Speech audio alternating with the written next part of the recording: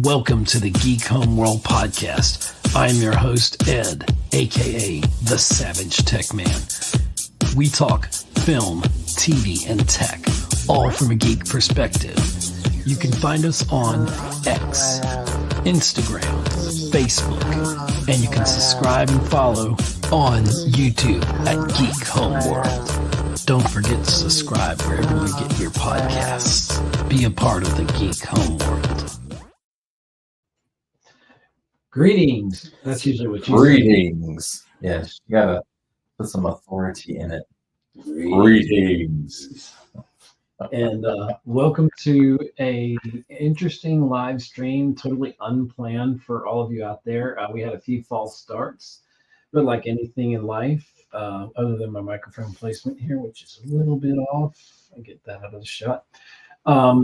We are here for a live episode. It won't be long. This is our episode 177 of the Geek Homeworld podcast, a live stream, and we're doing JoeFestUSA tomorrow. Saturday. What's today? Yeah. Saturday, Sunday. And besides all of that, I have my first in-studio guest in several years, and you're literally there. See, there's my hand. Don't trouble my hand. That's me. Yes, and I'm like Robin Williams. I'm so excited I dropped the log. Oh dear. Don't drop any logs here. I decided to mix my last bit of what is it? It's not rum. Whiskey. Bourbon. It was coffee bourbon that they make locally here in Augusta that I love. And I mixed it with my unsweet tea. I won't do that again. No, that's never good. So drink responsibly. The only alcoholic tea. I put vodka in some sweet tea one time. That was a mistake. So, but the only alcoholic tea that really works is Long Island iced tea. Here's the wrong sound effect. Let me find it. Nope, that's the wrong one. Nope. You can't. Oh, you can't hear the. Can't hear it over the. Yeah. Oh, man. I'll stop playing with the sound effects. You get the idea. So anyway, we're here talking about JoeFest, which is explain JoeFest to everyone. It's a G.I. Joe themed toy and collector convention. Okay, and it's here this weekend exclusively. Friday it started. Well, technically it's after midnight, it started Friday night. Friday night. And it has like a 2 or 3 hour little thing on Friday, and I'm not sure exactly what that entails because this is the first time I'm attending. Right.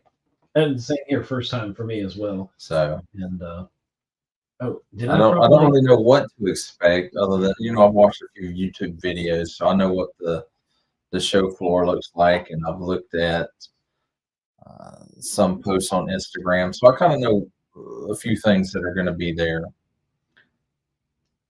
Yeah, and I saw Toy Galaxy was there with Pixel Dan. Yes. And so hopefully we'll get a chance to hobnob a little bit, maybe. Yeah, with some of the people we see on Instagram and YouTube as well. So how's it feel to be in my expansive new studio here? Oh yes, it's great. It's great, man. You need to get some of those sound foam pieces to go on the wall. Yeah, the walls are still bare, so the sound isn't perfect yet here in the studio. But and I've got all my art and stuff. I've got to figure out where I'm going to hang it, and that'll certainly help with the acoustics. Yeah, and you know what I was thinking, man? You probably need some kind of partition between the sides of the table here, and that might cut down on stuff. Right. Not that you guys are hearing well everything, but we have some delay. If everything goes right, that's why we're testing the stream here, because if you can see our setup here, it's we're basically using two computers, so there is a delay, but I don't think, from what we checked, that it's in the signal. So hopefully this YouTube video, the podcast, hopefully it's not echoing. well. Hopefully y'all are that. But it's a little odd because of a little bit of delay. So, well, maybe on our end. Right. So us in studio, we're kind of echoing each other or whatever. But I don't think it's making it to the actual recording. So if this isn't the best recording, this is just impromptu. None of this was planned. We just said, let's podcast. Let's do it. Let's go. But so I plan to have more in guest studio once yes, when we figure it out. Hopefully we're gonna get some good B-roll or maybe some good video, depending how well I can shoot video. Yeah, we'll see. We'll see how that goes. I'm actually shooting more for giving out cards and maybe getting stuff set up for down the road in lives. Yeah, like business cards. And I had to convince you to get your business cards, and I got mine. And I really should have done what you did and put the QR code on the thing. But I was cheap and I didn't want to spend that extra $8 for a back on my card. So here's the business card which I designed. You did help with the overall design. I don't know if you can see that on the camera too well there. Yes, and I don't have mine. I'll let mine the other bit. And that's the back side. And something you think about, we were talking about business cards and designing. We got the QR code on there and the destinations to our YouTube. Our social media is youtube.com @Geek Homeworld 4248. Facebook, we're on facebook.com/Geek Homeworld. Main site is geekhomeworld.libsyn.com. On Twitter or X, we're @Geek Homeworld. We cover film, TV, and tech. And so we'll be giving out these cards to people. Hopefully then I'll make a lot of contacts and we'll have some people on the podcast. That could be a lot of fun. Even though we talk about film, TV, and tech, I admire DigitalCavemann for the success he's had with his channel. And DigitalCavemann Presents, which is on Instagram, his YouTube channel, of course. You're over 800 subs at this point? No. I'm sitting at 737, I think. That's about 700 more than me. No. Yeah, I'm sitting at 737. I crossed recently 60 subs on YouTube, so I'm kind of happy about that. That's great. That's great. I remember when I passed that, I was like, whoa. Yeah. Dropping them all left and right. I think it's like compound interest, you got to keep putting land in it does. It happens in spurts, man. It's like, it's never like one or two. It's always like 3 or 4 or 5 algorithms, and then you might lose 3 or 4 or 5. Right. So, but every time my viewers or my subs increase, then like the next week they'll decrease some. Usually not the equal amount, but there has been times when it did. Oh, look, we got a comment from Savannah on Film. Says, great job, guys. Savannah on Film, I wonder who that is. Oh, thanks, Savannah on Film. Thanks for being a part of the stream here. Yes, thanks for being part of the Geek Homeworld experience. Yes, definitely. So we're having fun here. And I just thought about it. Maybe that's what you should start calling your live streams, the Geek Homeworld experience. You heard it here. Okay. I mean, I'm open to suggestions. Let's put a pin in that. Put it on the to-do list there that I made in class. You're welcome to have one of those. Are yours, by the way. I designed those. We got to do them on a pad press. A to-do list. Yes, it's simple, but you don't need complicated. When it's a to-do list. But just a little a logo in there. No. But yes, you could have. But instead of just like a to-do list, you could have put boxes on one side for check marks. I like check marks. But I was just learning how to do that in class, and that was much more difficult than it looks like in the finished product. Everybody thinks graphic design is like super easy, and it's not. You just don't pull out your laptop and draw it out. You can, but once you get better at it, you can. But it's usually a bit of a process, and it was learning a process. So it's fun. But I've got this book, and they're not sponsoring the podcast. My sister got it from me a while back, and there you go. There's your to-do. That's my to-do list. Yeah. My horrible handwriting. Yes, well. So the podcast planner, and it's a really cool book.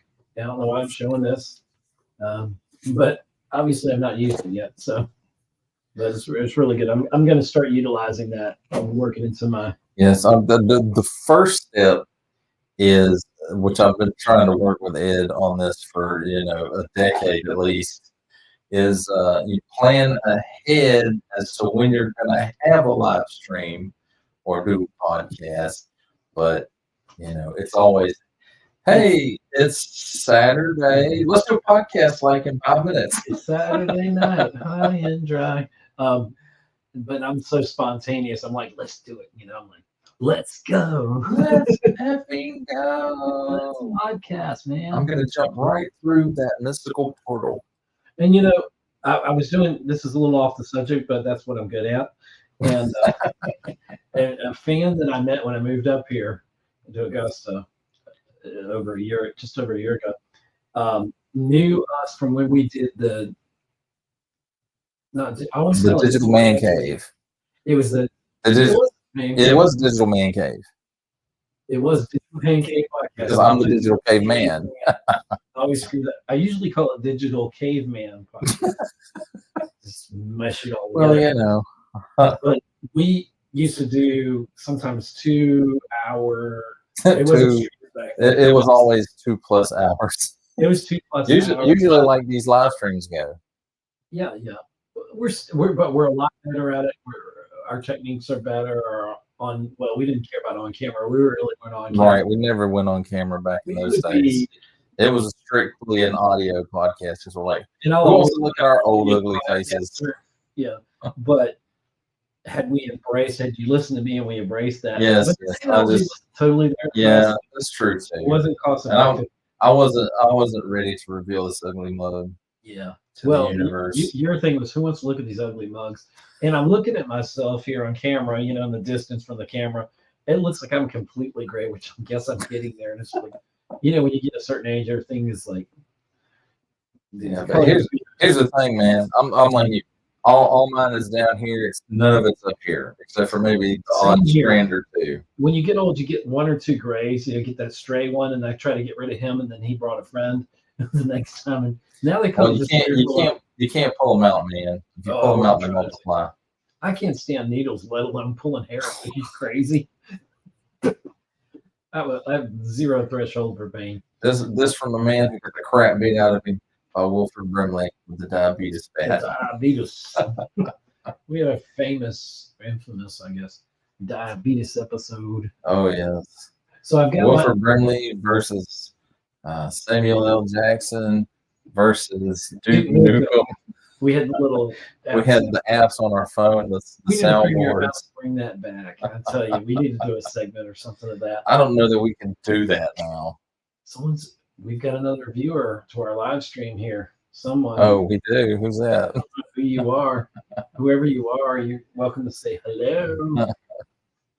Or it's freaking 12:54 a.m. June 22nd. Go to bed. But so it's all part of the plan. So I got my sister got me this cool hat, which I can't pull it down. I'm going to pull all the lights down and the whole thing. Oh yes, We got a cool Darth Maul hat from Disney. It's got the 25th anniversary of Phantom Menace, which I did go to a local theater and watch. And I can tell you, this is pod racing. But that reminds me. I filmed a review not long ago, or finished filming it. It won't post for a couple of weeks still, but it was the Star Wars Micro Galaxy Squadron Boonta Eve Battle Pack with Sebulba and Anakin and their pod racers, and I must have made that joke like 3 or 4 times during the review. And I also made the you know, here's the little Sebulba figure. He's a Doug, and especially dangerous Doug. Dangerous Doug. Because we all know how great that line was. Do the Dougie? I don't know. But let's see. What was I gonna say? Something profound and important. No, I'm sure. So I've got my Geek Homeworld shirt that you convinced me to get. So I'm glad I got that. The convinced you could get. That was your birthday present, man. That's what I mean. You after you gave it to me, you yeah, I need to walk that. Okay. Must be the rum.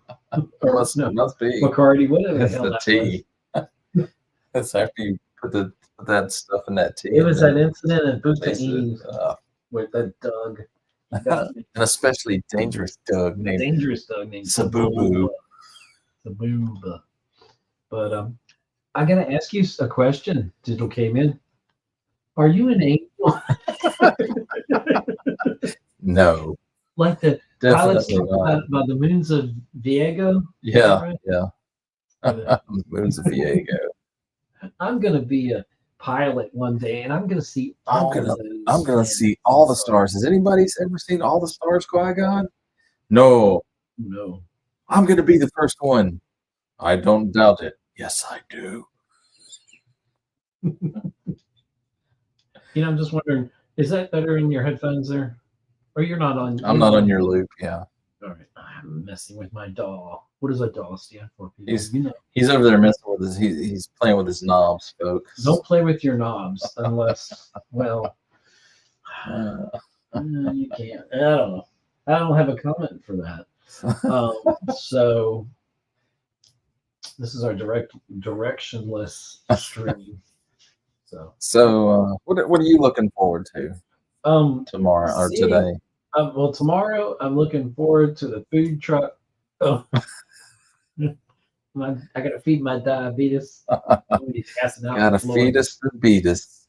I'm looking for everybody there that's a really cool geek that loves what they do. I'm looking for passionate people that want to be part of the podcast, that want to, you know, jump on each other's streams, and we'll sub each other's channels because we'll all become really cool friends, and we'll talk about things. And I'm interested, but seriously, that too.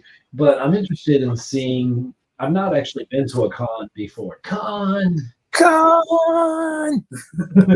But I'm interested to see the different people. Of course, we're not going to be super geeky and dress up and all that. We don't. Yeah, we know cosplay. I'm not even sure if there's a lot of cosplay that goes on here. We might see a few Cobra Commanders, maybe. Right. You know, I'm interested to see. Yeah, you know, some of the major performers or people that are going to be there. Check out the booths. I'm sure they'll probably have some comics there. You know, maybe we'll see. Some of the vendors will have comics, yeah. So, you know, I'm interested to see what is there because I've not been to a con before, you know, and interested to see, you know, what is it called? Because I keep calling it unboxings. You're going to have to write reviews. What it is your channel does exactly. And you can tell us, since this is also an audio podcast, you can tell us what you're writing. Oh, you can't speak and no, I can't talk and write at the same time. What's the matter with you? It's reviews. I do reviews. Oh well, that's easy. I review myself here on the podcast. We review film, TV, and tech, and I'm looking for someone who's a creative, putting that out there, who reviews tech that might be interested in doing something like that. And don't worry, anything to do with the podcast is unpaid. You're going to get no kind of. Yes, I've been doing this with Ed for off and on for many years. We've known each other. You told me recently our friendship's older than episode 1. It is. Remember, we met in 25 years. So 99. We met before. In 99? Yeah, we met in 99 before episode 1. No.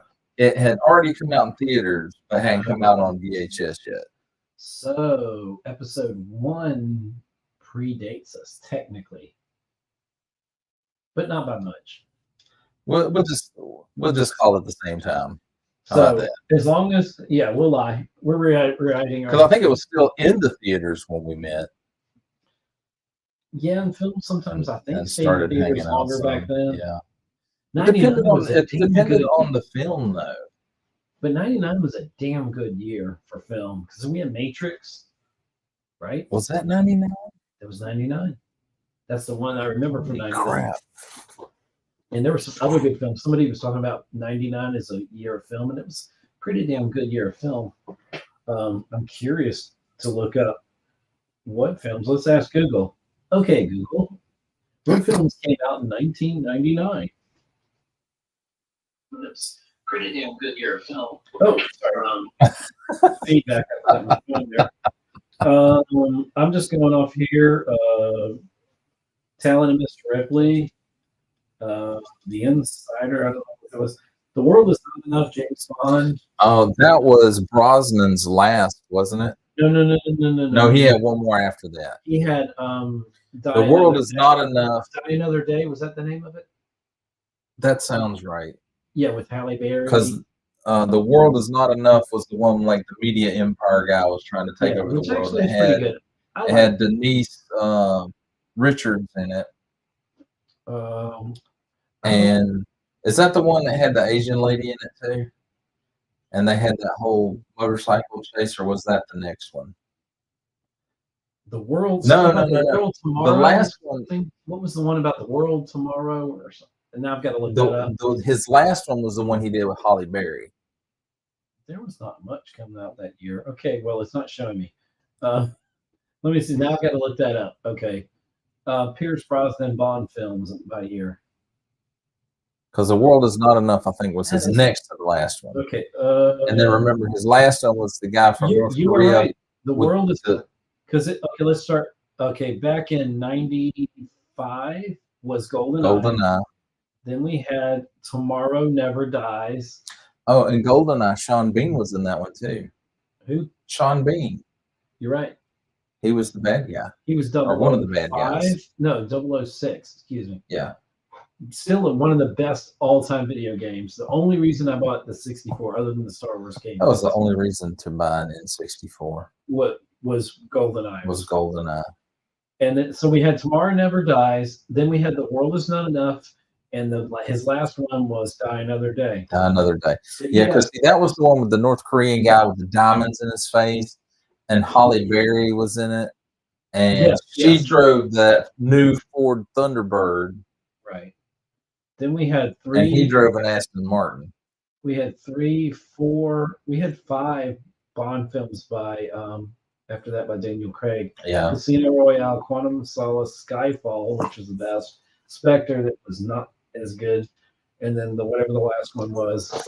And the one thing I will say, I haven't seen the last one yet, but the one thing I will say about the Craig films that I like, they kind of all had an overarching storyline. They were connected.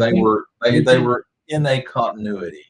Yeah, together. And they were more visceral as films. And however, I will say Casino Royale, I didn't like it because it was too far off of what I expected from a Bond film.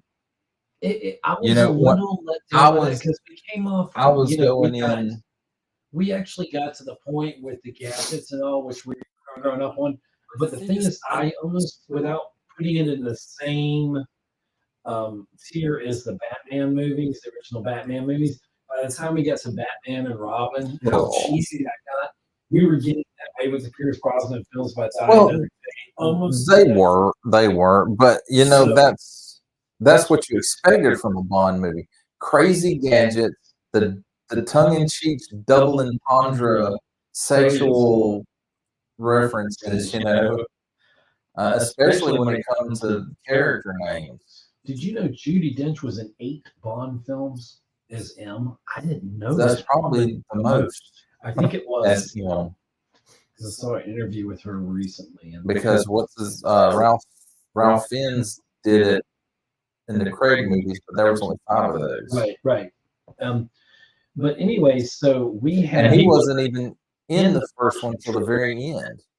Well, because remember, Judi Dench was M in Brosnan's last Bond and in the beginning of Casino Royale, she was M. And then at the end of it, she was there. No, she was there through Skyfall, if I remember correctly. Because Skyfall wasn't Skyfall when they blew up the M's headquarters, the MI6. Was it Skyfall? I think it was. But yeah, I'm pretty sure. See, now I gotta look that up. Damn it. Judy Dench's appearances in James Bond films. I don't know what. Okay, no matter which film it was, Ralph Fiennes replaced her at the end of one of them. Okay. Okay. Fictional character played by overview. Yes. Yeah. Okay. Show her. Yes. Okay. Blah, blah, blah. She was so good in those films. Played by. How do you do this? Overview. Nope. That's not right. Well, she brought a tone of I don't know, maybe authority to the film, a tone of seriousness, I suppose. Oh, here we go. Well, now we're going to go through the list of M's. Bernard Lee from 62 to 79, John Huston, 1967, David Niven, I didn't know that, 1967, Edward Fox, 1983, Robert Brown from 83 to 89. Those ones were also in Roger Moore. Judi Dench from 1995 to 2015, and then Ralph Fiennes from 2012 to 2021. How's that possible? I have no idea. Maybe we had two M's. I should know that. But wasn't it at one point where she was kind of off the grid? He was M and she was off the grid. Yeah, probably. More likely. But anyway, while we're on this subject, who's your favorite Bond?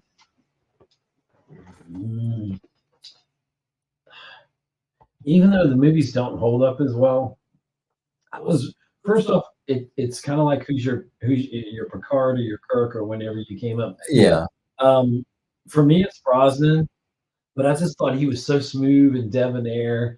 I had watched him on Remington Steele a little bit. I remember that. He was supposed to get Bond earlier in the 80s, but his wife got sick. Yeah, and he kind of I won't say fell off the grid, but he kind of retired a little bit to help take care of her. He did, but I think that might have come after, if I remember correctly, because he was under contract to Remington Steele, and that was still a hit. Or at least a moderate hit at that point. I vaguely remember liking out of the contract so that he could go ahead and star in Bond. And honestly, by the time he became Bond, it was almost like Palpatine, Ian McDermott. Yeah, he eased into the role a little bit better. Yeah, if he'd have took it over, earlier in his career when he was on him, he could have played that part for a long time because he was pretty young. At least he was pretty young looking, right? And still, but then I'm kind of glad that he waited, because if he would have gotten it after Roger Moore, he would have gotten those Timothy Dalton movies, which are not really Bond. Yeah, they're not great. They're not great. I feel bad for Timothy Dalton. Living Daylights. Timothy Dalton, that he got stuck with those three. Another one. There was three of them. Yeah, I think there were two. A View to a Kill. No. Living Daylights. I know my View to a Kill was Roger Moore, because that had Christopher Walken in it, and as good as Christopher Walken is, that movie and Grace Jones, because it had maybe it was okay. It is that, because that was 1985, the #1 song, the only Bond song to go to #1, A View to a Kill by Duran Duran. I know my music. Oh yeah, your Duran Duran. But dude, watching that film, it is so 80s. A View to a Kill. They all are. They are very. Dude, they're very dated. But all Bond movies. But some of the early Roger Moores hold up better than that one, because I think you get to a point where you kind of play it out and it gets cheesy, just like Batman and Robin was cheesy. And then you had to have what I wanted to say earlier when we got to not Pierce, but who's the last one? Daniel Craig. Daniel Craig. I attribute his version with Casino Royale taking over Bond to being like Batman Begins to what it was to Batman and Robin. It was kind of a bare bones, back to basics. And that's what they intended for it to be. And, and I understand that. But again, the first time I watched it, and I was just like, this is not a Bond movie. Where's the game? He did have the car because he drove Aston Martin in that one.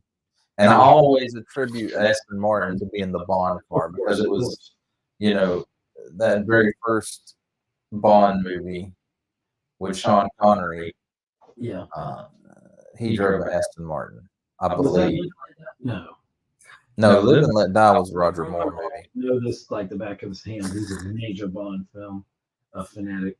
Bond films. Hold on, let's see what's happening here. What am I trying to do? I'm trying to find it. Talk amongst yourselves when I find it.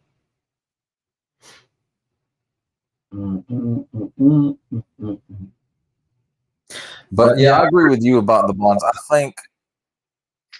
I think Brosnan embodied what Bond was supposed to be the most. When we got M, we were kind of, this was pre-woke time, but it was getting a little bit more, Bond. It was getting politically correct without being woke because they wanted to kind of break him of all this, being the womanizer kind of character. True. And and Bond wasn't having any of it. Yeah, but it was so good to Bond, you got to take your co-workers. How about drinks later? To put Pierce Brosnan's Bond up against Judi Dench's M made that dynamic more interesting. That made it much more interesting. It did. And how about when they replaced Q and made the new Q John Cleese? That was interesting. It's hard to take him serious, but I didn't. Well, I don't think he was really there to be serious. He was there to be comic. But even if you go back and you watch the older Bond movies with the original Q, he was kind of there for comic relief too. Yeah, it wasn't a detractor from it, and I didn't mind Bond kind of updating how he was because norms were changing, but I don't dislike Daniel Craig's Bond. I felt like you at first. I was like, where are my gadgets? Because I grew up, Bond always had the coolest gadgets, and that's just how it was. And around that time, it might have been 99, it might have been later, we got Bourne saga, Jason Bourne, and the Bourne Ultimatum. I remember saying, whenever that fell, I said, this is the best non-Bond film. Yeah. The best non-Bond film. Just like I say about, what was that? Seth MacFarlane's, we were talking about it at dinner tonight. Orville. Orville was the best. The first couple of seasons. It's the best modern Star Trek. It's one of the best modern Star Treks. It's not Star Trek. There's a reason for that. The biggest reason, of course, is Seth MacFarlane's a big Star Trek fan. Yes. The second reason for that is a lot of his production crew on the Orville were from like the Next Generation, right, and Deep Space Nine and Voyager. Those crews that worked on all three of those shows. Rick Berman. No, not like the executive. I'm talking about the crew. The crew. Oh, and I think some of the writers. Okay. Not some of the more well-known writers like Ronald D. Moore. He was too busy doing his own deep on stuff. that. I didn't know that there was that part of the Star Trek creative team. Yeah. Well, so because and he's a huge Star Trek. He was actually in an episode of Enterprise. He was one of like the junior engineers or something in one or might have been two episodes. And we're not. I guess we're on a tangent, but Strange New Worlds. Are we in between seasons? I think we are. We are. After the musical episode, I kind of checked out on it. Oh, well, then you got a few to watch still. Yeah, but I still liked it when it started out. So, what season was that? We were in the second season. We're fixing to go into the third. When it starts back up, we'll go into the third season. And in Discovery, I never missed you. So, good riddance. Yeah, I'm glad it's done. Discovery was they couldn't even get me back to watching that show, even though they teased. We're going to show you finally what the Breen looked like under their helmets. And I was like, I don't give a crap. What did the Breen look like under their helmets? I don't know. I didn't watch it. Oh, okay. Nobody knows.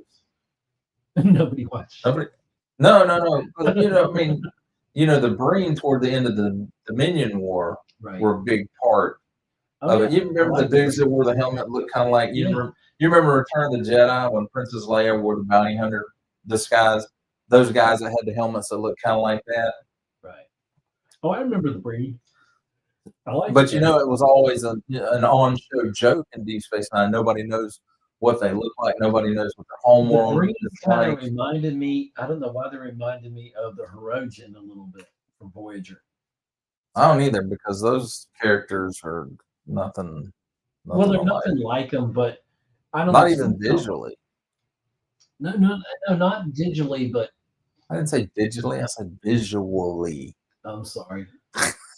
I'm hearing you 40 times in my headphones, so I just went whatever sounded like a word. I feel like I'm in an interrogation here with all these damn lights I got in. But I have to look good. I'm ready for my close-up.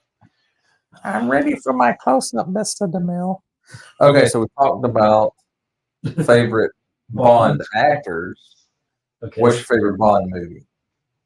Favorite Bond movie? I'm gonna be what's the word? Cheesy, whatever I would say. GoldenEye is up there.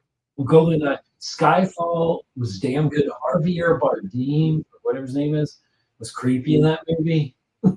This is kind of how I have to look at it. But I can't say, a Roger Moore movie is better than a Sean Connery movie. I kind of have to judge them, period. Of course, we all know that George Lazenby in his one movie is like the worst, even though it should have been better on His Majesty's Secret Service, which, it sucks because in that movie we had Telly Savalas playing the villain Blofeld. You know what I liked, but the Roger Moore films do not hold up. They really don't. None of them do. I love the whole idea of space. I've always loved space. Oh, you love Moonraker? Moonraker. I really liked it as a kid. As an adult, I don't. It's hard not to say a Roger Moore movie because that's the ones that we grew up on. Exactly. Because by the time I was an adult. I can't tell you the episodes from the original series of Star Trek. I can't tell you titles like I know with the Next Generation because I grew up. I'm a Picard, that, and I think I grew up in the best time. Yeah. I respect Shatner. I love Kirk, and Spock and all. Well, you got to remember, man. We didn't have the Next Generation until 87. 87 through 92. So what we really grew up on, or at least I did. We didn't have cable, and we didn't have Star Trek. The original series, we didn't have Star Trek in syndication until, was it the 90s? I don't know. No. It was in the 80s. It was probably about 86 when they started in our area airing it. Mm-hmm. But before that, it was like, if I went to my cousin's house in Atlanta, there might be an episode of Star Trek on and reruns. But for us, the way we had to grow up with Star Trek when you didn't have cable and your local channels didn't show it in syndication was the movies. So a lot of my fandom, at least the creation of my Star Trek fandom, had to do more with the movies than the show. Mm-hmm.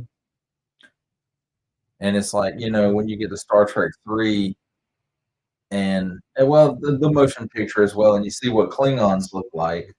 To me, and then you go back and you watch the original series and you see what Klingons look like there. I'm sorry, if this is about to give Discovery a pass on the Klingons. Oh, it's not. I will never forgive those sons of Beatus. Yeah. For that. But for me, the best, and this sounds sacrilegious to original Star Trek fans, but my favorite Star Trek original series stuff was them in the movies.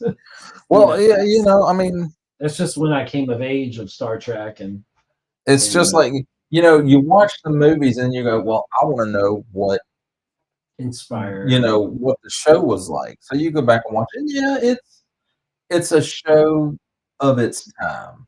Right. It okay, maybe not of its time. It was a little ahead of its time. But you know, I will say this, some of the stories on the original series will stand up with the movies. Because okay, if you never had the episode Space Seed, which was where they found the sleeper ship with Khan and his followers on it. We never would have had the best Star Trek movie ever. We wouldn't have had Khan. Yeah, Wrath of Khan. Which is not my favorite Star Trek film, and I know that's sacrilegious. But are you lumping in next gen films with that? Because if you are, you can't do that. That's illegal. I will make it legal. You have to judge them on Kirk movies and Picard movies, and Generations just kind of falls in the middle there. That was a natural bridge, and we're not going to count the episode that was a film that was a good episode but not a great Insurrection. Yeah, Insurrection. It would have been a good 2-part episode. It was a great episode, but it wasn't. But as a movie, yeah, it just didn't connect with fans. It wasn't enough. We wanted more. And then Nemesis.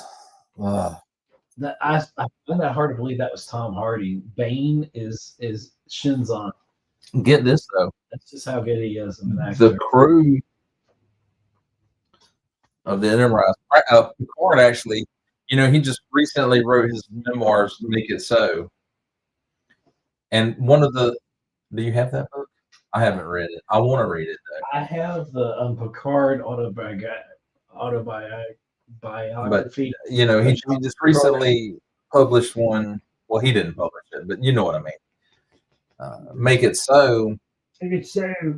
And one of the anecdotal stories that he told in it was about Tom Hardy on Nemesis. Really? He did not interact with them outside of the scene. Wow. When he was not performing, he was in his trailer. Oh, by himself or with his girlfriend. Kind of thing where he was in his mindset, you know, the character. It could have been something like that, but you know, it was hard for them because that's not the way that cast worked. Right, they were very much a family. Yes, like the original cast. No, the original cast was not. They really weren't. No, you had Shatner and Nimoy and DeForest Kelly were kind of a group, and then there was everybody else. They were Superman, Batman, and Wonder Woman, so to speak. Shatner, you know, Nimoy wasn't. No disrespect. Like that, and DeForest Kelly wasn't really like that. It was mostly Shatner because he was ego. He still is mostly ego. And Sulu and him didn't get along, and I feel like none of them did. They all felt slighted, except for DeForest Kelly and Leonard Nimoy. What about Nichelle Nichols? She didn't gel with anybody else? No. It's like the secondary cast, you know, Uhura, Scotty, Sulu, Chekhov. They kind of bonded together.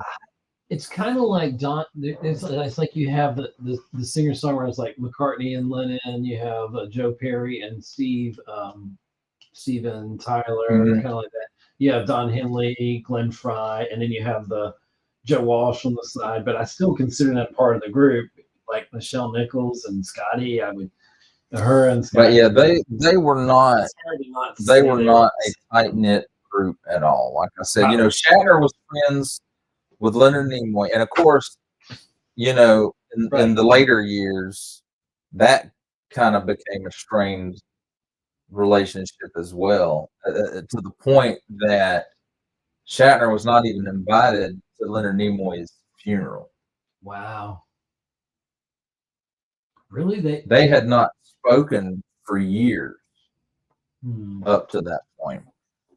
So because there was something that hurts me. There was, yeah, I know, right? It hurts you to think that Kirk and Spock didn't get along, but you can't think of it like that. It's the actors. And this is off the topic, but when you think of Spock, I really, the one thing other than that insubordinate chick person, female, sorry, on Strange New Worlds, that's the pilot. I pilot the ship. Other than her, I don't care for her character. Other than her, she'd never be on Picard's ship at all. She would have been court-martialed for disrespect in chain of command. But I have a problem with not the actor that plays Spock, but how they've made him very human, emotional. They basically made him human, and I've got a problem with that. We've got 3 people on the live stream. We picked up a couple. Wow. Hello, whoever you are. Please say greetings. Hi. Welcome to our. We're just rambling. We're rambling, but we're covering a lot about everything. Apparently, we've talked about James Bond. We've talked about James Bond, Star Trek. Oh, back to what we were talking about on James Bond. Favorite movies, I guess one of my all-time favorite Bond movies is For Your Eyes Only. I was gonna say that, and I think the reason for that for me is because you couldn't say this as a kid without a straight face. Well, that was the next movie. Yeah, that was the next one. That was when there was Kiss and all that. Yeah. Something like that. Clever names. Oh yeah, yeah. But For Your Eyes Only, because at the time my grandparents did have cable, and it was on HBO, and I mean it was playing all the time on HBO. Oh yeah. If it wasn't that, it was Flash Gordon, and if it wasn't that, it was Superman 2. Oh yeah, Superman 2. That's what was playing on HBO at the time that they had it for the short period that they had it. Yes. She cares for these things, like pets, I suppose. Terrence Stamp, love him. Yes, he's great in that role. And as but not only that, I had Marvel did a comic book adaptation of it, but it wasn't like a big graphic novel. Like when you say graphic novel, you think like at least a trade paperback stuff. No, it was like, you remember the old Archie Digest? That's the size it was. It was digest size. Kind of like a little book. Yeah. And so I read the crap out of that too. And so I guess that one kind of stuck with me the most. Because I think that was also the one with like the big diving suits, the robot looking diving suits. Oh my gosh. I'm thinking of a lot of things right now. I was thinking of Black Hole when you said that. Oh, I love the Black Hole. I've watched that recently on Disney. It is a weird movie. It was weird at the time, but I mean, look at one of the main stars. I had a board game to it, I think. One of the main stars was Anthony Perkins, who was famous. Was that his last film? Or one of his No. He did several Psychos after that. I thought. Did he? Yes. I thought he died. Yes. No. He must have brought him. But yeah, the famous Psycho. Yeah. Anthony Perkins. He was one of the main heroes of the movie. So that Yeah. Wow. The robots in that movie were cool as hell, though. The robots were cool. I can't remember. Maximilian, yeah. And then, you had Vincent and Bob, who weren't as cool looking as Vincent, but It was They just were an still odd pretty film, cool and robots. it reminds me of it was in around. It had to be around the time of when they did Star It Trek. was like 80. I want to say it was 81. It feels as old as the Star Trek the motion picture looks. You know what I mean? And that was made in 78, correct? 79. Well, 79 is when it released. Because you had Star Wars come out in 77, and that's when they greenlit as a motion picture. Because, you know, they had flip-flopped for a number of years. They were going to do another show because they were going to start a Paramount TV network. Does that sound familiar? Oh, God. We need a Star Trek to start a Paramount TV network. No. And so they flip-flopped, you know, with that idea back and forth. It was a series, it was a movie, a series movie. They finally decided not to pursue the TV network. But you can't hear that. No, I can't hear that. It's like a little psycho kind of thing. So they decided not to pursue that, and so it became a movie. And that's how we ended up with Star Trek, the motion picture from Gene Roddenberry. Gene Roddenberry. He was a member of our digital. He was a member of our digital trinity, the great bird of the galaxy. It was obviously the Lucas, the Spielberg, and the Roddenberry. And the Holy Roddenberry. The Holy Roddenberry. And when the Holy Roddenberry passed, but did anyone ever take? I guess no one ever took the place of the Holy Roddenberry. I would almost. Nobody really took his place. I mean, you had Rick Berman, who was supposed to have been his understudy. Oh no. I would, but you know, I'm not sure. I would put Nolan in there. I'm not sure. No, actually, I would put Cameron in before I put Nolan in. Yes, I'm not sure that, you know, when you don't know a lot of behind the scenes stuff, you know, you think Gene Roddenberry is this great visionary who, you know, wanted to improve humanity. But he was at the end of his and that's the kind of, you know, he kind of played into that. Right. I think to the point that he believed it himself eventually, that he played into it so much. But he was just a guy who wanted to make some money. Because one of the first things that they wanted to do on the show was introduce the Vulcan Idic, infinite diversity and infinite combinations. You know, that medallion that Spock wore, the circle with the pyramid on it or whatever. I don't know if that's exactly how you describe it, but they tried for a long time to talk Leonard Nimoy into introducing that into the show. And while he didn't have a problem with the concept of it, where he didn't want to bring it into the show was Gene Roddenberry only wanted to bring that into the show so that he could sell these medallions through his mail order company. And Leonard Nimoy did not like that. And so he fought for a long time to keep the Idic out of the original series. But of course, you know, they finally wrote it into the show in a way that he accepted it as, you know, part of the Vulcan mythology. The green-blooded goblin. As Bones would say. That's still, you know, Bones has the best line in all of Star Trek. I'm a doctor, not a... No, that is not it. No. In Star Trek 3, when they go to rescue him, and Kirk tells him, "Oh, doctor, you're suffering from a Vulcan mind meld."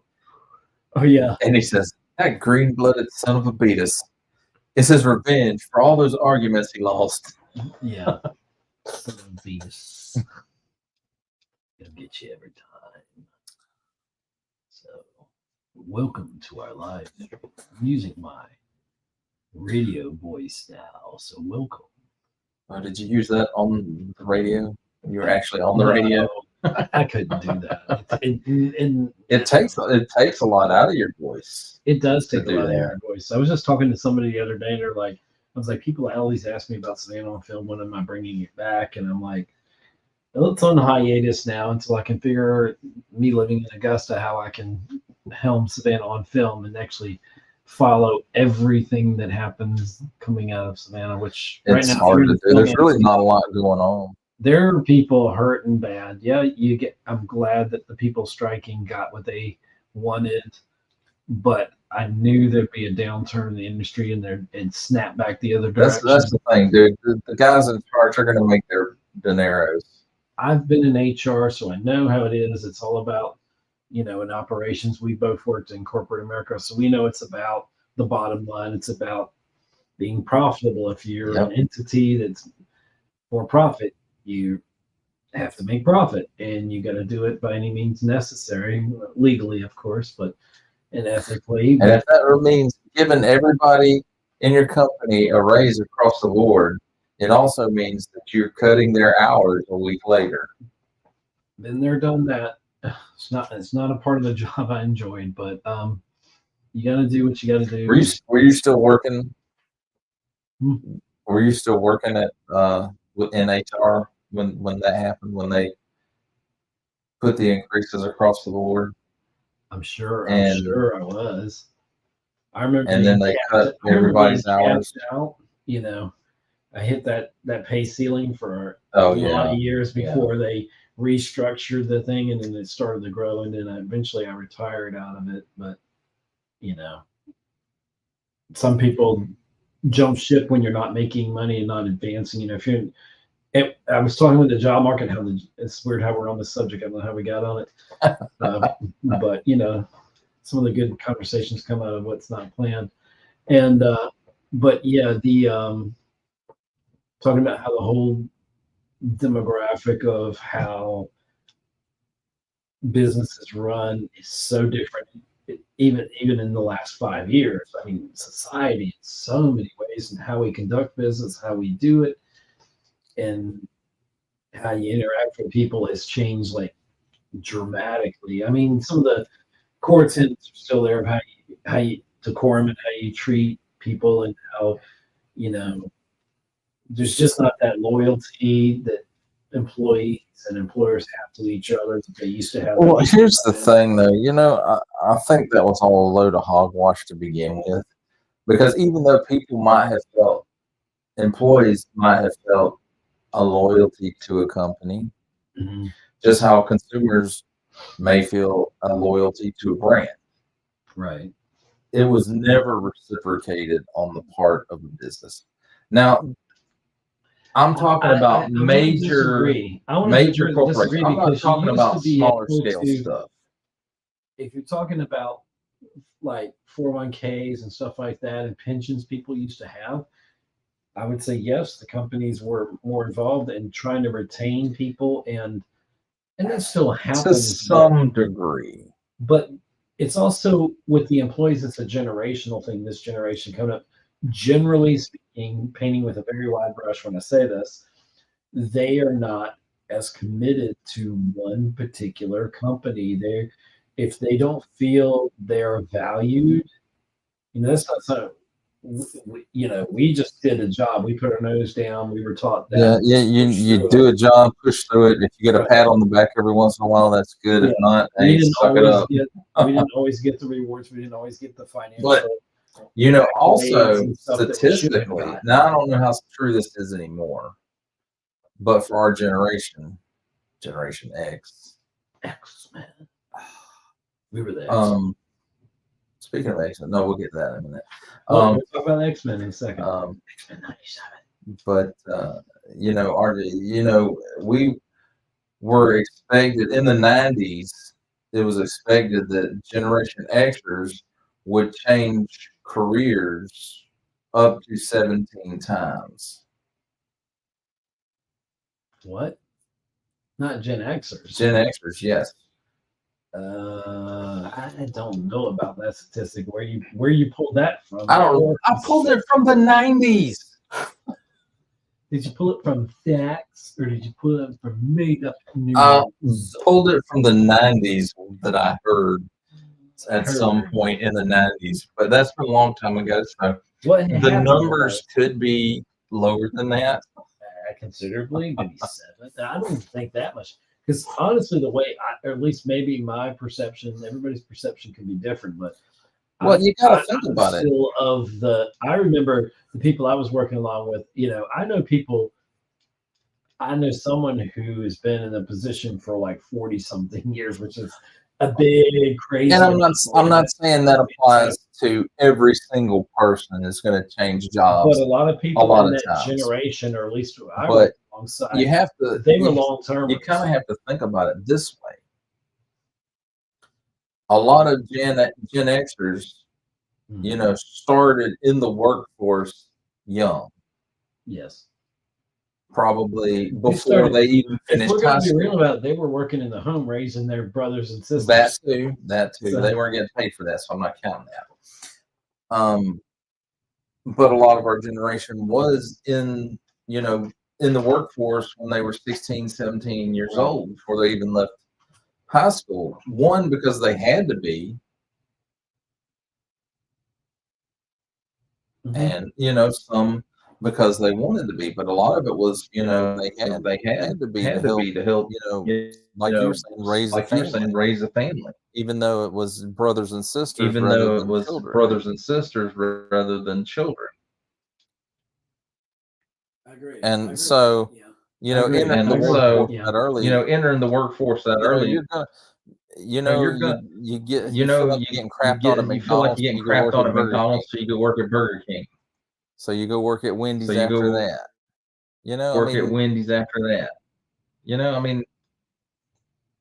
Until a point where if they were going to get an education of some kind, they did that. They work jobs through that as well. So I can see. Where changing jobs could be a higher statistic. Because you really when you go back and you look at, definitely different now. Yes, it's definitely different now. Because this generation, they look at they're not going to stick around for a decade or more. No. Wait for the company thing to get better, the culture or whatever it is, and they're more than likely just gonna march ahead and go to another job, change industries. I'm learning that to integrate that into kind of what I look at, but it's weird. I'm in a weird time of my life where I'm almost unemployable. My age. That's ageism. That is ageism, but I'm not trying. But it is a thing. It is a realistic thing, and I'm actually at the Nexus. I said Nexus. There's a Star Trek reference. Nexus. I'm at a Nexus of almost having too much experience. Yeah, too much experience. Yeah. But anyway, back to your Nexus joke. So you mean Whoopi Goldberg is inside you? You saw what I did there, right? Yes, I did. You missed my joke. You ignored my joke twice. Oh, I don't know if I heard your joke twice. You're the Nexus. Whoopi Goldberg is inside you. Oh, excuse me. A version of Whoopi Goldberg is inside you. A piece of her soul. I think like an alien. Whoopi Goldberg's gonna pop out. Oh Lord, man! I wish he'd retire. Stop it now. Her and that Joy, what's her face woman on The View. We are not going to talk about The View now. They just all need to go away. Nobody's listening for that. I guarantee you that. No one. They all just need to retire. Everybody needs to retire. No. Then there'd be no jobs. AI is going to replace us all anyways. We're irrelevant. We're gonna be the backbone of AI we're gonna do Who this. said that? They no longer matter. Oh, Magneto in X-Men. Magneto was right. Charles, they no longer matter. They no longer Magneto matter. Did you hear? was I was going to mention his right. dinner. Ian McKellen is talking about coming back for a Gollum movie with any. Yes. He's willing to come back. I don't think they've asked that him, will be his last.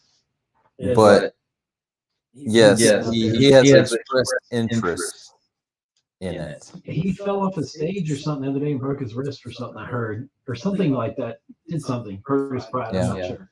He tripped and broke his ankle in the Millennium He's Falcon. such a great actor, and oh my gosh, I'd love to see him. He is. Instead of whatever Amazon has done with Lord of the Rings, they've lost me. I couldn't even make it to the first episode of the Rings of Power. I couldn't do it. I watched it and it's okay. I didn't dislike it as much as Fallout. On the other hand, for the money they spent on it, not a return on their investment. Oh, and they're going to season 2. Well, it's another thing of wokeness gone mad. And I didn't really feel a lot of that while I was watching Fallout. There wasn't a lot of Fallout. Yeah, not at all. No, Fallout. We're switching gears to Fallout. Fallout had so many callbacks to the game, more than I realized. I mean, there's so many Easter eggs. It's ridiculous, and it's done so well. Yes, I enjoyed it, and I didn't get to finish it because I got off track. Yes, I finished it in a day. Damn, I would have, but I got too much going on, man. I don't have time to watch anything, hardly anything. But you know what I did watch the heck out of and podcast the hell out of? X-Men 97. X-Men 97. Yes, I wanted to be there for more of those episodes, but unfortunately, things didn't. Unfortunately, I have a friend quite work out. who works in the industry, and I don't know that he's even finished watching it. So he and I can talk about it. You and I were definitely always talking about it every weekend. We did some great streams just talking about some great episodes here on the podcast. So when it just kept getting better and better, especially once it hit that, what was it, the fifth episode in Genosha, and Gambit dies, and you go, okay, that's got to be the high point of the season. How can they top that? And then here comes the next episode, and then here comes the next episode. Now I will say, let's take that back, because did Jubilee come before that? The Jubilee came before episode 5. No, yeah, it did. Okay. And that's where they started the adversary storyline with Forge and Storm. My only criticism in that season is it should have been 20 episodes, and maybe it wouldn't have been as good if they didn't pack everything and almost solve it like in 30 minutes. If there had been 10 more episodes. If there had been 10 more episodes of it, we would have gotten 5 more Jubilee type episodes. What was it? Mojo World? No, Mojo. We complained about on Disney Plus. What a lot of the Disney Plus shows is there's too many episodes. Like they could have taken out 2 or 3 in the middle, because they always start strong and then they get worse. But it seems like in the middle, it's like they sag. Yeah. Middle. So if you compact those down, Yeah, but I feel like, with X-Men 97, you had the first 2 episodes, which were really high ramped up episodes. They were blowing my mind, and I'm like, and then then you had episode 3, which was the Goblin Queen episode. Yeah. And then you had episode 4, which was Mojo Vision / whatever the Storm Story, Light Death Part 1. Yeah. And which I will honestly say, I don't think they did that storyline justice. They rushed through that one, especially because it was like 2 half episodes, a whole episode. And they wrapped it up way too quickly. Yes, especially when the powers. Like in the comic book, it was years before Storm got her powers. Now, in universe, it might not have been that Season long. 1 of X-Men 97, I felt like they were like, we're gonna punch through all these storylines as quick as we can because we don't know we're getting the second season. That's what it felt like. And that's but you gotta look at a lot of the best storylines they already covered in the animated series. Yeah. Because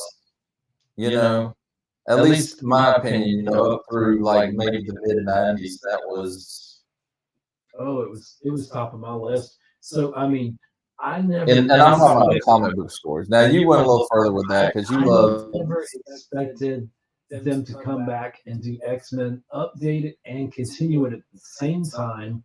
They walked like the perfect line. I mean, it's almost should be taught as a course in how you take a classic and update it and make it relevant to the new days while you're still capturing. And a lot of people had issue with Morph, and I mean, I know I was one of them. After they released some of the bios or whatever before the show even came out, and I was like, Morph, what? See, that was all our fear that Disney would screw it up and they'd make it. That was our expectation because that's the expectation that Disney has set for us. Exactly. That it's just going to be some more garbage. Just trying to talk about the Acolyte, which is I don't even want to talk about that. If a Star Wars rates worse than the holiday special on Rotten Tomatoes, that is just bad. I was there the other night or the other whenever it was the live stream of Star Wars Theory when they in real time somebody in the chat says go to like Wikipedia because somebody's changed what's his name? Ciucevich. Monday. They were changing not Monday. Key. Okay, say it with me. Say it with me. Key. Addy. Monday. There you go. There you go. Now you got it. I want to call next time. You can call him Kai Monday. Either way, I think is acceptable. Did you know his head's so big because he has two brains? He has two brains. And an extra heart or something in his head. It was like weird. I don't know. Yeah. I don't know how much of that is actually now the two brain thing is canon. That is canon. How is even current disadvantage? I would be confused with two brains. I can't barely do it with but if you go back and look at some of the Legends comic books, like the Dark Horse stuff, he was one of the most heartless Jedi that there was. He was so adherent to the Jedi code. He had children. Okay, he knew when he said in episode 1 that the Sith had been extinct for millennia. He apparently shows up in the Acolyte and just both his brains forgot. Both his brains forgot. He's so old. He was on the seaweed with Plo Koon. Which I also love him. He's great. Yes. I think he's one of the. No, you're talking about Kit Fisto, the smiling one. Yes. Plo Koon is the one that wears the mask. Yes. Oh, I like him too.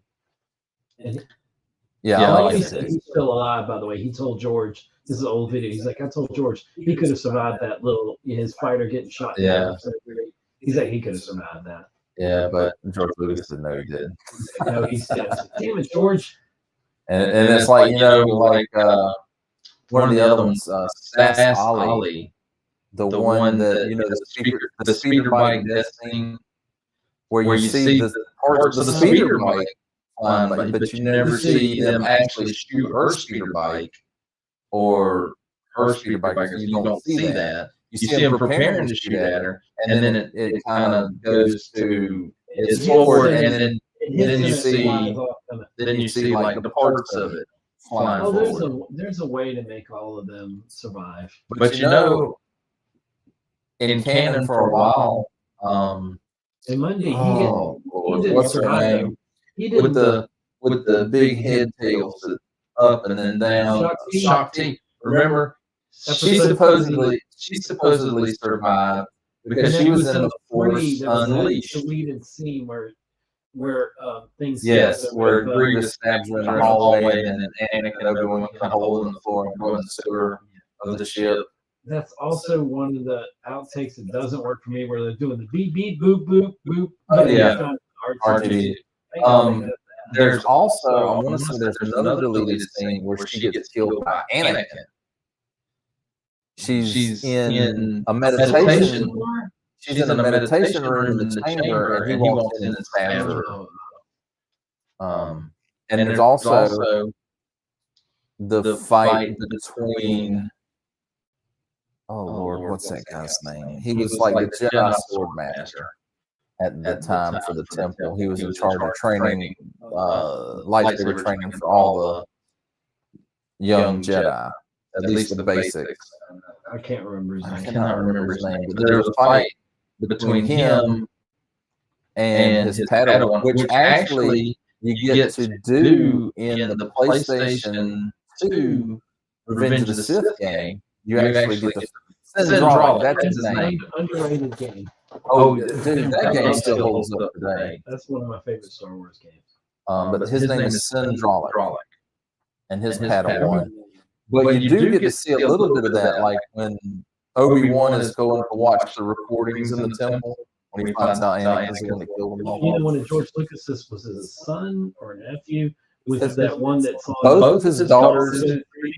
Both of his daughters and his son. Yes, the little Jedi that gets killed on the platform. That's his son. All right. The larger blue lady. Okay. That's one of his daughters.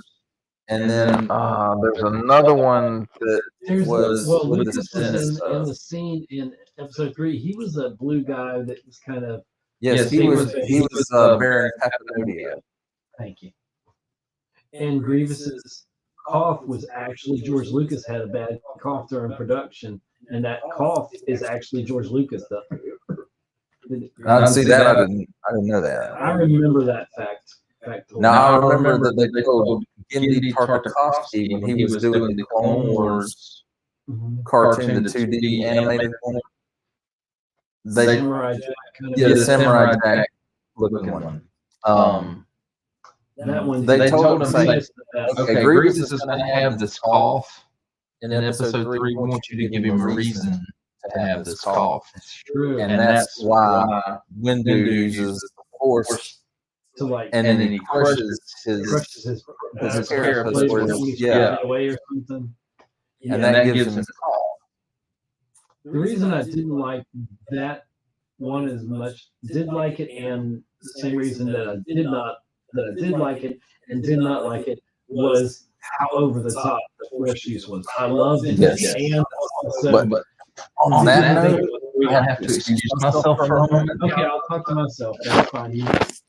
I'll talk to whoever. I'll leave this here, dude. He's throwing his mic down. This is what happens when you do a long stream. You have to do the stream. Anyway, we're talking about this is a pre-show to JoeFest. In several hours, we'll have gone to sleep, woken up, and spent our Saturday at JoeFestUSA here in Augusta. So that's what we're talking about, and we're hoping to see a bunch of fellow geeks there at the JoeFest here in Augusta. They're probably going to go there on Sunday as well. Been planning this for a very long time, so we'll be there. World and the Digital Caveman presents. I'll throw you can see it right there on the live stream. Digital Caveman. It's at youtube.com/DigitalCaveman, and that's 2 N's.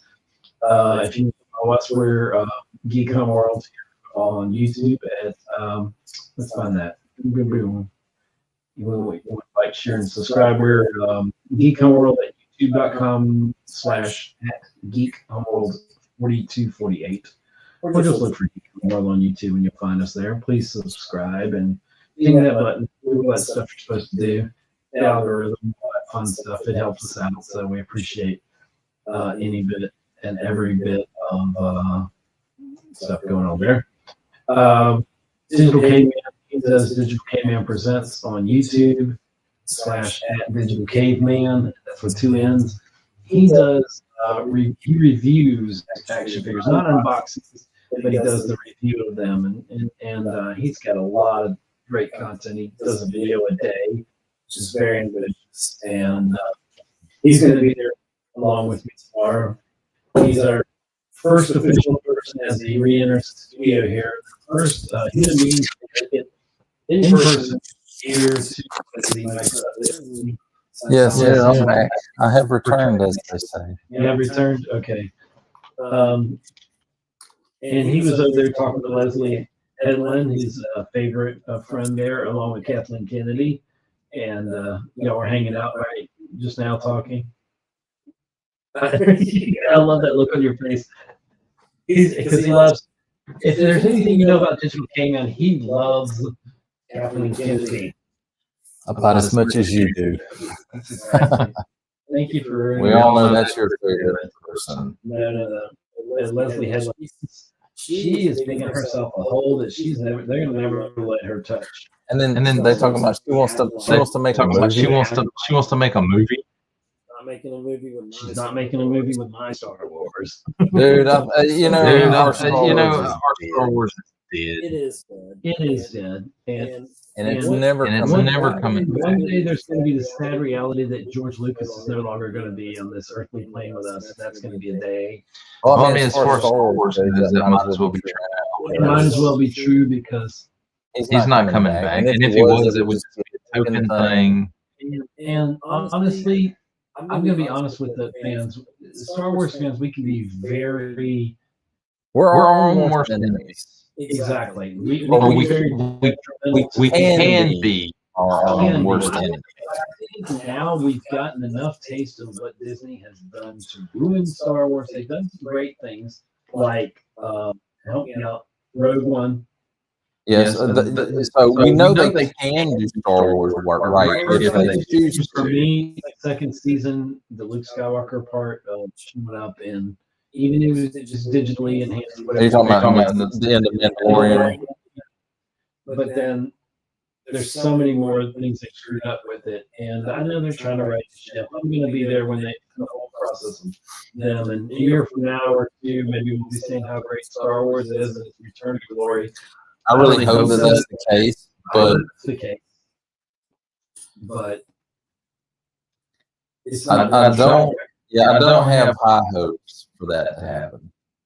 Unfortunately, I'm almost to the point that I'm facing the fact that Star Wars is dead, as I know it. It's done. It's gone. And honestly, I'm facing that with Star Trek. There's still a glimmer of hope with Star Trek, but I will say this: I enjoyed every single episode of Strange New Worlds. Right. But for the most part, I enjoy it, and it feels like they're trying to get it back on track, but keep some of these newer ideas I don't mind you going into the what's been established with those characters, but do with all genres, all fandoms, do respect the original way the characters were, and yes, your characters can evolve, but please bring them the way they should logically. Yes. Don't subvert our expectations and stuff. Yes, we don't need none of that crap. Be creative enough to take that character and grow that character in a way that makes sense without disgracing what made that character great. To begin with, yeah. Love that character. And that goes for all of them. That's not just Luke Skywalker that's been assassinated. And, we go a laundry list of who they've done to. What's kind of sad is the best modern Star Trek show that we have is a comedy. Lower Decks. I think is the best modern Star Trek show. I'm not a big fan of that. I mean, I've never really watched it, but Well, how do you know you're not a big fan if you haven't watched it? I'm not a fan enough to watch it. How about You that? need to watch it. Maybe I do. Maybe I do. But you just have to remember that it is a comedy. It's not to be serious. Am I ready for? I do. There is comedy in Star Trek, but It's always been a component of Star Trek. Yeah, but I don't know. And I'm not saying no. You know, I'm pretty open minded on a lot of things. There's a lot of films and TV series that people hate that I like. You know, I can find good in most things, so I probably would like it. You've got to be a pretty special show for me to find the time to actually spend watching it because there's so much. Look, Lower Decks, I don't think you'll regret it if you watch it, and you don't. You do have somewhat have to watch. I don't know how I like the two characters All of it. bringing them into Strange New Worlds. I don't remember the guy and the girl that came into Boimler and I don't know how I feel about Mariner. It feels like breaking the fourth wall, and that's not something we do in Star Trek. And I know that sounds old and dated, but it just doesn't. It doesn't like the musical. There didn't feel like Star Trek to me. Yeah, I'm not the biggest fan of that musical episode. Number one, I'm not a big fan of musicals anyway. I mean, it's an okay thing. I don't hate them. I just don't go out of my way to watch. I have been dragged to my share of musical films or programs and learned to appreciate them, but it's not my favorite. Right. So, and then number two, we're still messing with the Klingons.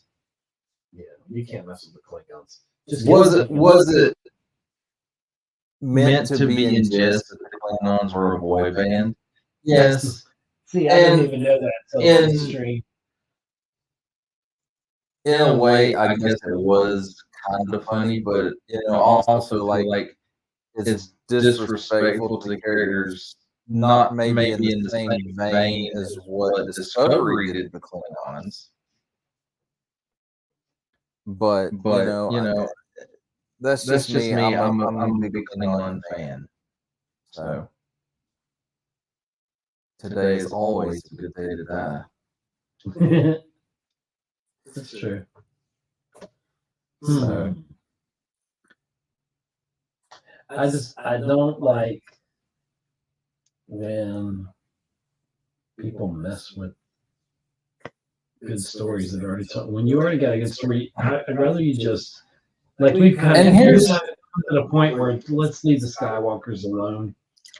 And here's the thing: if you can make that kind of stuff work for the story, yeah, then I don't have.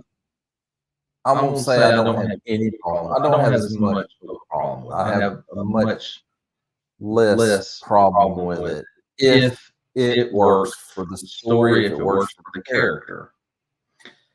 If it's just shoved in there just because you want it in there and it doesn't serve any purpose at all other than checking off boxes, then it doesn't belong.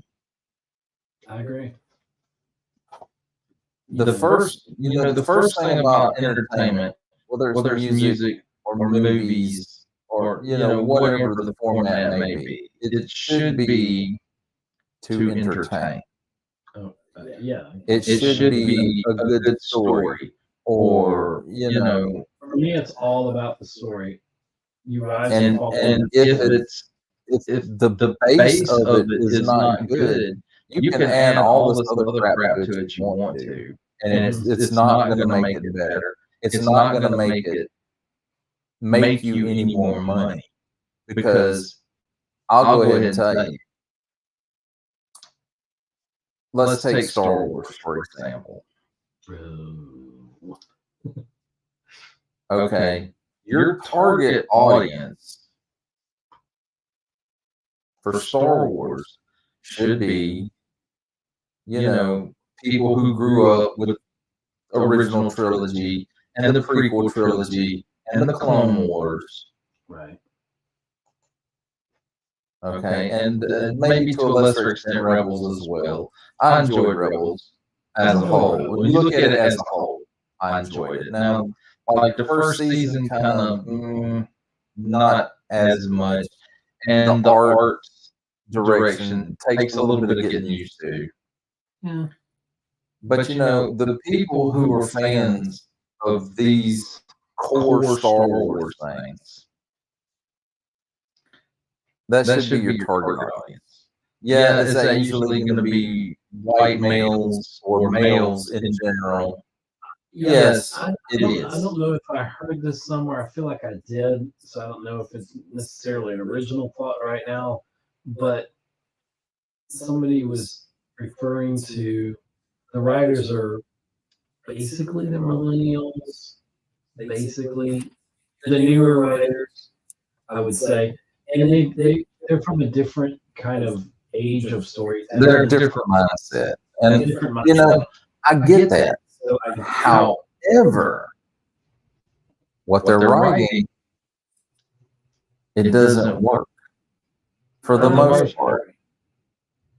But back to what I was saying, know your audience. Okay, these woke, gender fluid, whatever you want to call them. I mean, you guys know what the group I'm talking about. Okay, they're trying to make that group the target audience. That is not your audience. They don't give two craps about Star Wars. They're not going to feature merchandise machine. Look at Captain Marvel, which we'd rather not. Captain Marvel 2, the Marvel. Which I recently did watch that. A lot of the people that came out or at the time were saying, fighting for this and that and the diversity and all that wonderful stuff, which is great. Don't get me wrong. None of those people showed up in theater to support. Exactly, it's not the target audience for that type of movie. So to me, if I'm going to bat for a cause or a movie or whatever it is, a comic, whatever the TV show, whatever it is, film, whatever, if I'm going to be saying we need to do this and this and this, and I'm pushing that agenda, I think it just makes reason that I would go and support it with my money. But it is, they don't care. They just want to ruin it. Why would you? Because I know, they don't. You tear something down like we do in this society. You tear something down, you build it up, and you tear it down. And then so you can build something new. And I get that that's like a cycle of life or whatever, but again, not the target audience. It comes down to this, if you want to make something that's woke, that's different, that's fine. But just don't take it. Make it a target. Create your own thing. Start your own storyline. A prime example of what we're talking about right now is the 2016 Ghostbusters. I enjoyed it, but I'm going to have to disagree with you. I didn't enjoy it. I did not find it an enjoyable watch. But I didn't realize how much it was off the mark until I saw Afterlife, which was damn near perfect. Yes, that was a perfect sequel almost. And the Frozen, what was the last one? Frozen 2? Oh, Frozen Empire. Oh, Frozen Empire. Frozen Empire was good. It was good. It wasn't as good as Afterlife. Afterlife should have ended Ghostbusters. It was better than Ghostbusters 2. Yeah. I will say that. I agree there. Actually, I literally put it Ghostbusters, Afterlife, Frozen, and then Empire, and then Ghostbusters 2. Yeah, that's how I put it. But I think the 2016 Ghostbusters is a perfect example of what we're talking about. Mm-hmm. Okay, to me, it didn't matter that they gender swapped the characters. Me either. And granted, they did change the names, and that's fine. So in that respect, it was its own thing. But it was just not well written. It wasn't good. I didn't find it funny. I found the after credit scenes with Chris Hemsworth funny. But of course, again, that stuff didn't even belong in the movie, really. Exactly. It's like an outtake. And the backlash to not liking that movie was, you must just hate women. You're ismophobia. And I don't agree with that. If it was a good movie, merits can be a bad movie. If it was a good movie, nobody would have complained about it. It's true, because it would have. Well, I won't say nobody. There's always going to be the detractors because they did the genders. There's just going to be people who won't ever get on board with that. But I didn't have that kind of issue with it. It was just bad. It wasn't good. It had nothing to do with the leads were women, or that they were different characters. If it was a good movie and it still had that in it, then it's a good movie. Right. If it was still funny, then it was funny. But it wasn't any of those things. It wasn't good. It wasn't funny. And just the ignorant backlash that people would get because you didn't like it. Okay, so I'm supposed to like garbage. I'm supposed to eat garbage and like it because you say so. I can't get behind that. And they should have just called that movie something else. It shouldn't have been. It should never have been called Ghostbusters. Right. They could have called it Ghostbusters. Yeah, but they were banking on the name. Nostalgia, yeah. And it didn't work because it sucked. It didn't work. And honestly, on the flip side of that, Ghostbusters Frozen them was too heavy on the nostalgia. I mean, a bit. I mean, I get then, we've already lost one of the original.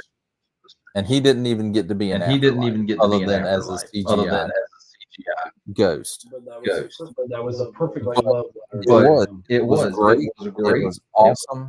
I enjoyed it. That was some of the best CGI done to date. I agree. It looked like him. It was respectful. I feel like anybody in that family would have approved of that. Well, they probably did have to. Family did have to approve. So again, it was well done. It was a good movie. It was well written. It was well thought out. Everything that the 2016 Ghostbusters was not. Yeah, true. And I'm sorry, just because it has women in it, I'm not automatically thinking, oh yay, it's great, it's awesome, even though it's not great at all. I just about you're not there for the representation. A good movie is a good movie. Okay, it doesn't matter if it's about gender fluidity or whatever political topic may be the thing at the time. All right. I'm going to run away for a second and get a refill, and I'll be back. Well, it's what don't we call it? Oh, we're going to call it? Okay. Yeah, we just as well, because we got to get a little bit of sleep. Yeah. I'm starting to. Before JoeFest. Yay! Yeah, we're going to be today. We're at JoeFest and someday. So look us up. I will be the guy who looks like me in the Digital Cavemann Presents t-shirt. And I'll be in my Geek Homeworld shirt, and probably my Darth Maul hat if things go well. So and we'll have our business cards. We hand them out. We want to talk to you guys. If you see us, please come up and say hello.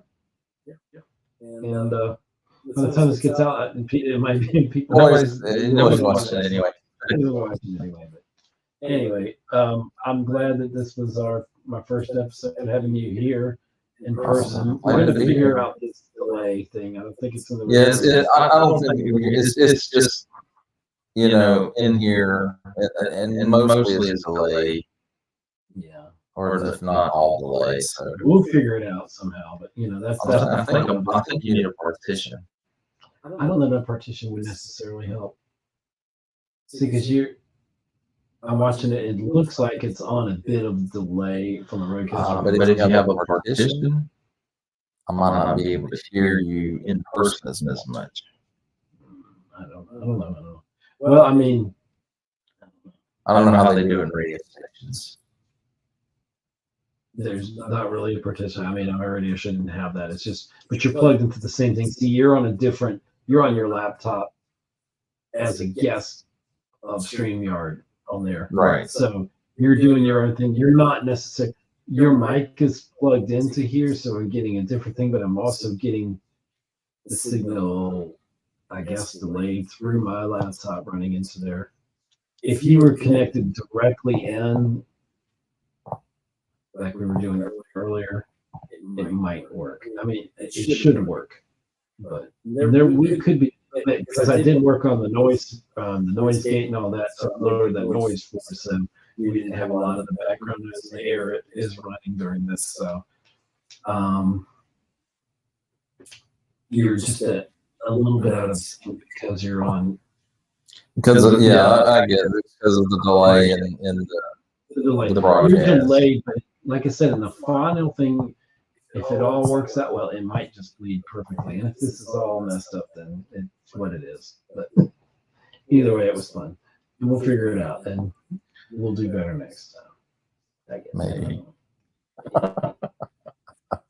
So anyway, that was a lot longer than I anticipated. Yeah, we want to do we never do real short episode ever. So anybody's watching this on, please comment and be nice. Like, share, subscribe. Don't forget to ding that bell. You are at Digital Caveman Presents at youtube.com/@DigitalCaveman, and that's with 2 N's. Yes, with 2 N's. Just like it says under my name. It says on the screen. Well, and for people that are listening, Oh, that's true. I forget that because I'm not in that mindset of podcast anymore.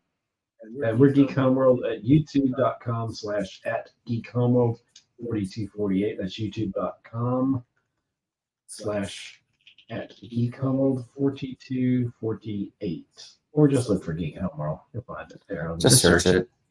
Just search it. Like, share, subscribe, ding that bell, all that fun stuff. Digital Caveman is Digital Caveman of Digital Caveman Presents on youtube.com/@DigitalCaveman with 2 N's. And also on Instagram. Yes, also on Instagram at Digital Caveman. Yeah, with 2 N's. All right. Got to remember that second N. Time to end the stream. Time to end the stream.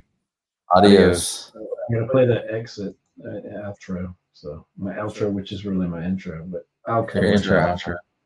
Yeah, so if the podcast works out well, and I probably won't edit this, but whatever. Anyway, bye. Wave goodbye. Goodbye. Welcome to the Geek Homeworld podcast. I'm your host, Ed, aka the Savage Tech Man. We talk film, TV, and tech, all from a geek perspective. You can find us on X, Instagram, Facebook, and you can subscribe and follow on YouTube at Geek Homeworld.